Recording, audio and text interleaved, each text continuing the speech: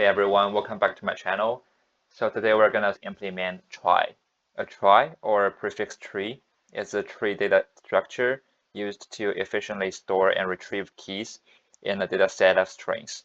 So there are various applications of this data structure, such as autocomplete and spell checker. So this problem has a pattern of tree-based search.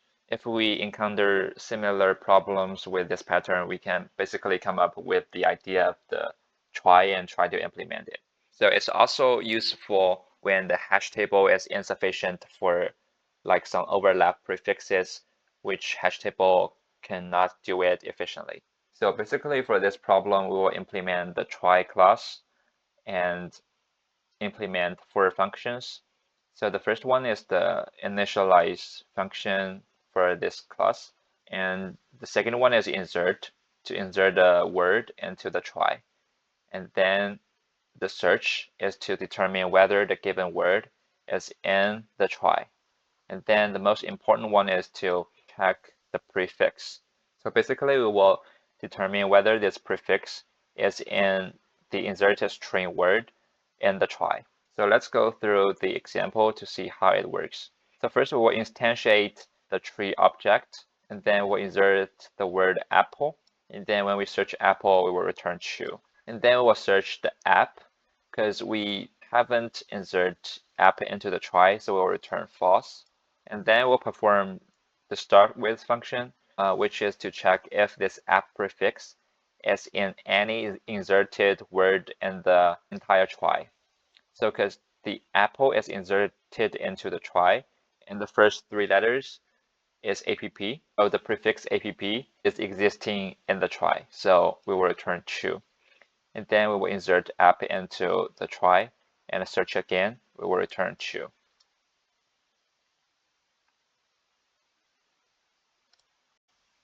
All right, let's draw this example out to see how the algorithm works. So first we will have an empty node, which is the root node. And then basically when we want to insert one word, we will not just append the apple as an entire node here. Instead of that, we will go through every characters in this word and append it in different level. So first we will visit the A, so we will append A into this level. Basically, we will maintain this level to have at most 26 letters, because we only have the lowercase English letters, so we will just have 26 different letters. So at most, we will have 26 nodes in this level, and every time we append a new word, we will check if this letter is in this level. If not, we'll append it into it. If we have inserted it, we will just append the next letter after this node. So then we will append the P after the A. So basically it will be like a chain from the top to the bottom. So basically we have appended this word, and for each level we will always have at most 26 letters for any possible prefix. And because the E is the end of the word, we will use another color to store this information. So when we search the word apple, we will perform the same idea to go through every letter in the given word and to see like the first A is in this level, so we will go to the next level to see the next letter, which is P. So P is also in the next level, then going down, and the P, and going down L, and then going down E. How do we know we visit the end of the word? Because when we inserted the entire word, we will flag the last character in the word to another color, right? So when we search this word and we visited this colored letter, we will know that it's the end of the word, and we will return that this word has been inserted into the trie. So what about when we search app? So typically the same thing. When we check A, it's in the trie, and the P is in the trie, and another P is in the trie. But how do we know the app is not the inserted word? Remember that we will color the end of the word, right? if this P is not colored, we will know that the APP is not the inserted word, but just like a prefix. So we will return false. But however, when we implement the start with function, we will not check if it's the end of the word. We will just basically go through every letter and the prefix word and to see if they are all existing in the correct order in the try. If so, we will just return true. So for this function, we will return true here. So when we implement this in code, we will basically implement the structure of the node, which will have two members. The first one is a Boolean to indicate the end of the word, and a dictionary, we may call that children, to store, 26 letters in different levels. So I mentioned if you are just using the hash table and you want to search the prefix, it cannot help you to do that, right? But if you use the try, you can basically going from the root node and going down, going down, going down to see if it's inserted. So the time complexity will be like the OM. The M will be the length of the given word. So it's kind of a powerful data structure, but because we need to store like many pointers and many null values in the try, so we need to allocate a lot of memories for this data structure. So that might be the downside of this data structure. All right, so let's see how we're gonna implement it in code. All right, so let's get into the code. Remember, we need to implement the try node for this try data structure to simplify the implementation of our code. So first, we will have a class called try node. It's basically very similar to the tree node. So as we mentioned in the drawing, we will have two members. The first one is the children, which is a dictionary to store the 26 letters in the alphabet. And the second one will be the Boolean variable, which is called end of word.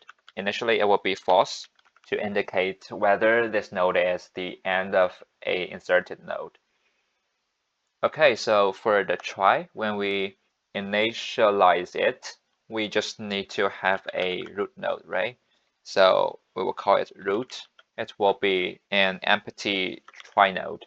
So for the insert function, we will first have the current pointer, which points to the root node, and then we literally go through every letter, every character in the given word.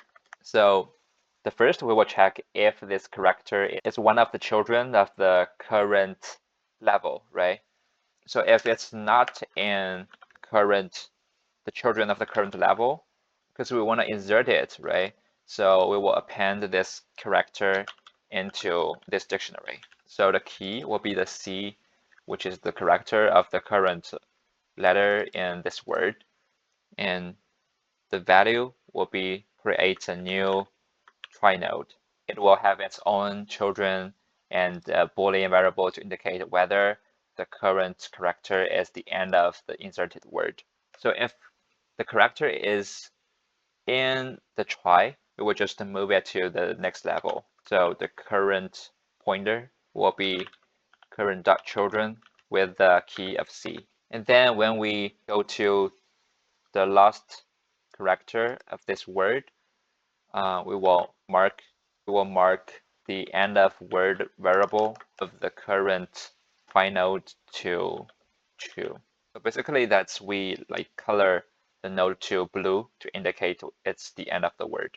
And then we're done this insert function. So for the search, basically it's very similar to the insert function. So we'll first have a current pointer point to the root node, then go through every character in the word. And then if the character is not in the children of the current level, we will just return false because we know that the expected character is not in the inserted string of the try. So we'll return false. Then if the current character is in the try, we'll move it to the next letter. Then basically the same idea when we move to the last letter of the given word, we will check if this word is the end of the word. So we will return this Boolean variable. If it's the end of a word of a previously inserted string in this try, it will return true. Otherwise, it will return false.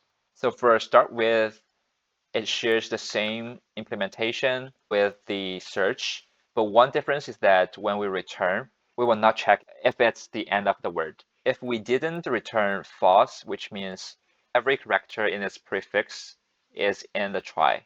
So if we didn't return false in the iteration, we will return true. One thing to change is that it's not the word, it should be the prefix. And basically, we're done, and we can submit the code.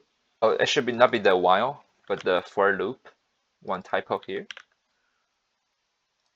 Right, so I hope this implementation of a brand new data structure makes sense to you, and hope you can use this solution to your future interviews. All right, so I hope to see you in next video.